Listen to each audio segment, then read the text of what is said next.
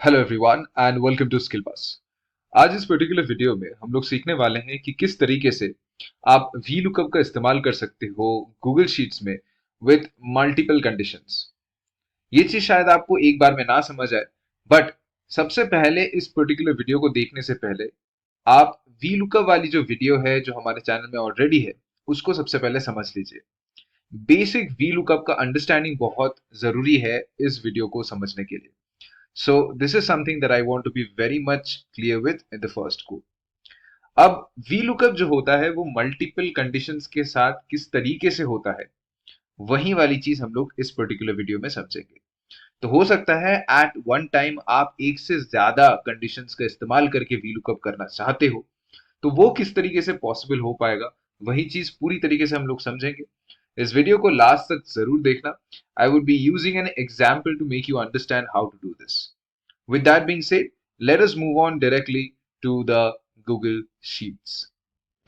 तो ये हम लोग Google Sheets में डायरेक्टली आ गए। आई होप आपको सब चीज क्लियरली यहाँ पे दिख रहा है। I'll zoom out this sheet in order to have a better understanding of what is written over here. तो यहाँ पे हम लोग बेसिकली ये चीज समझने वाले हैं कि किस तरीके से हम लोग दो दो कंडीशंस को इस्तेमाल करके VLOOKUP कर सकते हैं। मान के चलो हम लोग चाहते हैं कि जो कस्टमर आईडी है, सबसे पहले डेटा को समझ लेते हैं कि कस्टमर आईडी में यहाँ पे कुछ नंबर्स है, right.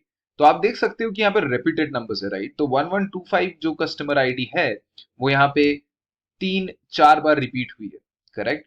And on the other hand if you look into the product part as well, product different different ये खरीदा है और कितना पेमेंट किया है वो भी यहाँ पे लिखा हुआ है। So this is the whole idea of the data, right. अब अगर हम लोगों को कुछ ऐसा डेटा चाहिए जहां पे मुझे चाहिए कि 1126 ने चिप्स के लिए कितना पे किया, पैंट्स के लिए कितना पे किया, शर्ट्स और पेन्स के लिए कितना पे किया, तो सबसे पहला तरीका तो ये है कि आप इस पर्टिकुलर जो डेटा को देख रहे हो इसको आप पिवट कर लो with the use of pivot tables. If you are not having an idea of pivot tables, I just give you a basic idea. तो इस पूरे चीज को आप सिलेक्ट कर लो एंड सिलेक्ट करने के बाद आप इंसर्ट में जाओ and you can click pivot table over here. And यहाँ पे न्यू शीट की जगह हम लोग एग्जिस्टिंग शीट में कर लेंगे। एक कोई भी रेंज यहाँ पे सिलेक्ट करने बोला है तो I will be selecting this part, ठीक है। And I will click okay, right, and create. तो यहाँ पे एक छोटा सा टेबल क्रिएट हो गया। अब इसके जगह अगर आप रोज में कस्टमर आईडीज को डाल देते हो, राइट, एंड यहाँ पे अगर प्रोडक्ट को आप कॉलम्स में डाल देते हो एंड पेमेंट मेड को अगर वैल्यूज के अंदर डाल देते हो, तो आप आराम से देख सकते हो कि यहाँ पे एग्जैक्टली उसी तरीके से बाइफरकेट किया गया है चीजों को जो हम लोग यहाँ पे चाह रहे हैं, right. But this is one method of doing it. हम लोग इस पर्टिकुलर टाइम पे इस मेथड को नहीं फॉलो करेंगे and we would be following something known as VLOOKUP with different functionalities. अब इस पर्टिकुलर चीज को जब अपन समझेंगे कि VLOOKUP में डिफरेंट फंक्शनैलिटीज का इस्तेमाल कैसे करेंगे, इसके साथ साथ हम लोग एक और एक इंपॉर्टेंट चीज समझ जाएंगे एंड दैट इज कि जब अपन फंक्शनैलिटीज यूज कर रहे हैं उसमें एरे फॉर्मूला का क्या यूज होता है। तो there are two things that we are going to learn over here. Firstly VLOOKUP किस तरीके से आप मल्टीपल फंक्शनैलिटीज के साथ कर सकते हो वो चीज, और एक फंक्शन को समझने की कोशिश करेंगे जिसको अपन बोलते हैं एरे फॉर्मूला, ठीक है। और एक बहुत इंपॉर्टेंट फंक्शनैलिटी है जो कि सेकेंड ब्रैकेट्स का होता है एक्सेल में, उस चीज को भी समझने की कोशिश करेंगे। एंड फाइनली हम लोग एंड ऑपरेटर जो होता है उसको भी अच्छी तरीके से समझने की कोशिश करेंगे। So there would be four different things that we would be understanding in depth if you understand this video and look into this video till the last. So with that being said, सबसे पहले शुरू हो जाते हैं। VLOOKUP के साथ अगर हम लोगों को एक बेसिक आइडिया गैदर करना है VLOOKUP के ऊपर, तो VLOOKUP एग्जैक्टली क्या चीज करता है, एक पर्टिकुलर आईडी को लुकअप करता है एक दूसरे डेटा में, या फिर एक पर्टिकुलर की आइटम को लुकअप करता है दूसरे डेटा में एंड आपको एक फाइनल आंसर देता है, राइट। तो हम लोग पेमेंट्स का वैल्यू यहाँ पे मांग रहे हैं, तो ऑब्वियस सी बात है कि अगर 1126 या फिर 1125 फॉर दैट मैटर अगर हम लोग सर्च करेंगे, सर्च करने के बाद ये जो पर्टिकुलर पेमेंट है वो पेमेंट का वैल्यू यहाँ पे आ जाएगा। But the catch over here is 1126 जो VLOOKUP होता है वो हमेशा ऊपर से नीचे तक जाता है एंड ऊपर से नीचे तक जाते हुए जो सबसे पहला वैल्यू स्ट्राइक होता है उसी का फाइनल आंसर वो दे देता है, राइट। तो अगर आप देखोगे फॉर एग्जाम्पल अगर हम बेसिक एक VLOOKUP फॉर्मूला लगाए यहाँ पे, तो 1126 का हम लोग वी लुकअप लगाएंगे, राइट। कहां पे लगाएंगे 1126 का वी लुकअप? अपन 1126 का वी लुकअप लगाएंगे इस पर्टिकुलर टेबल के अंदर, राइट। तो ये हमारा टोटल रेंज है मान के चलो, और यहाँ पे हम लोग 1126 को कौन से वैल्यू वी लुकअप करना चाहते हैं? पेमेंट वाली वैल्यू। तो अगर ये नंबर 1 है तो बी नंबर 2 है और सी कॉलम नंबर 3 है। सो 3 में जाएंगे and then will be pressing 0 over here. तो आपके पास यहाँ पे जो वैल्यू आया that is 32। Now let us check कि 1126 का जो पैंट्स का प्रोडक्ट है क्या वो 32 है? बिल्कुल नहीं, 33 है, राइट। कौन सा वैल्यू यहाँ पे आ रहा है? देखो ये वाली वैल्यू आ रही है। इसका मतलब ये है कि वी लुकअप जो होता है, the first thing that it looks into, उसी का वैल्यू ये रिट्रीव करता है, इसके नीचे ये जाता ही नहीं है। तो ये एक प्रॉब्लम है, या फिर बोल सकते हो ये एक लिमिटेशन है जो वी लुकअप के साथ होती है, करेक्ट। और ये लिमिटेशन तभी आपको समझ में आएगा जब आपको वी लुकअप का बेसिक मीनिंग पता हो, ठीक है। जस्ट फॉर आवर विजुअलिटी हम लोग कॉलम सी तक फ्रीज करके रखेंगे, तो यू कैन सी कि ये यहाँ पे सारी चीज है which is over here the wrong data. तो अगर हम लोग चाहते हैं कि 1126 का चिप्स, 1126 का पैंट्स, 1126 का शर्ट और 1126 का पेन्स में क्या क्या पेमेंट हुआ है, we need to make sure कि हम इसका और इसका, इन दोनों चीज को एक साथ लेके अपन वी लुकअप करें, राइट। तो इन दोनों को एक साथ लेके अगर वी लुकअप करेंगे then it would be possible for us to find the final solution. Now the question is, इन दोनों को एक साथ किस तरीके से हम लोग करेंगे? अब देखो, अगर हम लोग यहाँ पे और एक कॉलम ऐड कर देते हैं, ठीक है, फॉर एग्जाम्पल अगर हम लोग यहाँ पे जाने के बाद एक कॉलम ऐड कर देते हैं, और अगर इस पर्टिकुलर कॉलम में हम लोग इसको और इसको एक साथ लिखते हैं, तो यहाँ पे जो वैल्यू आएगा वो वैल्यू हम लोगों को एक तरीके से हेल्प करेगा, right. Just to give you an understanding of what I am trying to do over here, तो यहाँ पे एक हम लोग कॉन्कैटिनेशन कर रहे हैं, ठीक है। तो यहाँ पे अपन क्या करेंगे, इन दोनों को एक साथ लिखेंगे, तभी हमारे लिए वो एक की प्राइमरी होगा जिसके थ्रू अपन वी लुकअप कर पाएंगे। तो ये कैसे लिख सकते हो आप? सिंपली इक्वल्स टू करो और इसके साथ आप एंड का इस्तेमाल करो और इसको एक साथ लिख लो, and if you press enter over here आप देख सकते हो कि इन दोनों को एक साथ लिखा गया है, correct. So this is the thing over here. तो अब हमारे पास एक तीसरा कॉलम है, जो तीसरा कॉलम इन दोनों को मिला के एक वैल्यू दे रहा है, correct. This is the use of the end operator, ध्यान रखने की चीज। और एंड ऑपरेटर जो होता है वो बस वैल्यूज के साथ नहीं, रेंज के साथ भी काम करता है। विद दैट बीइंग सेड, हम लोग थोड़ा सा आगे चलते हैं एंड ट्राई टू अंडरस्टैंड कि किस तरीके से यहाँ पे अब वी लुकअप लगा सकते हैं। अब देखो, हमारे पास 1126 और चिप्स ये दोनों एक साथ एक जगह पे है, तो अब वी लुकअप में इशू नहीं होगी अगर हम लोग इसको यूज करेंगे एज अ वी लुकअप। तो अगर हम लोग ट्राई करें इस चीज को, equals to V lookup, correct. अब वी लुकअप के अंदर सर्च की जो है हमारा क्या होगा, ये होगा, एंड हमारे पास ये होगा, करेक्ट। एंड ये सर्च की कौन सा रेंज पे होगा? इन दोनों रेंज पे होगा। एंड कौन सा नंबर होगा?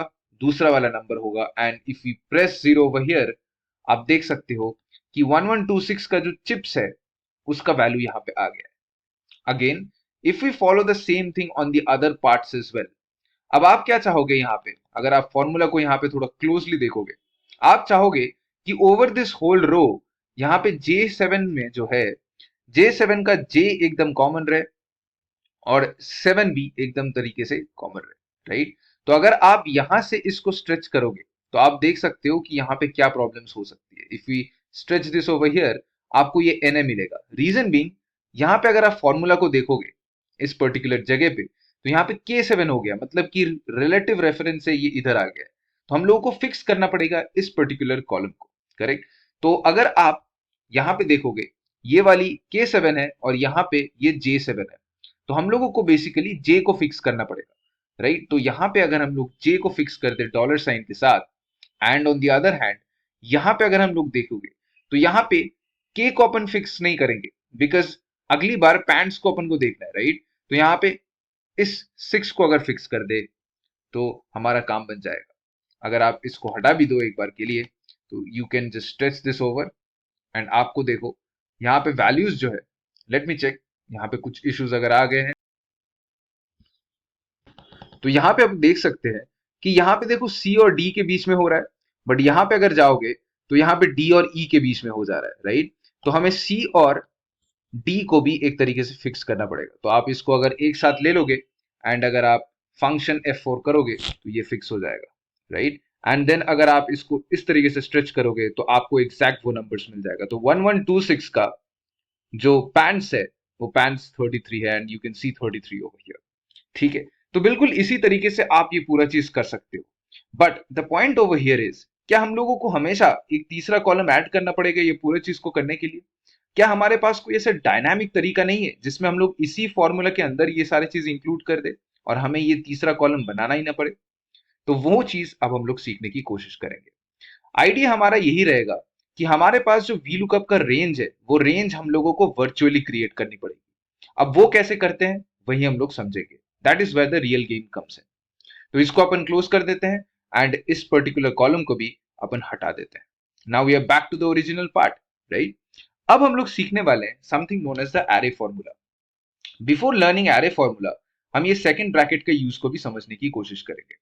तो थोड़ा सा इस साइड पे अगर आ जाए, एक बहुत ही इंपॉर्टेंट चीज ये है कि सेकंड ब्रैकेट के अंदर अगर आप कोई भी वैल्यूज को लिखते हो और उसको सेपरेट करते हो एक कॉमा के साथ एंड अगर आप सेकंड ब्रैकेट को क्लोज कर देते हो तो आप एंटर जब करोगे, एंटर करने के बाद वो तीनों जगह पे ऐसे स्पिल हो जाती है, राइट।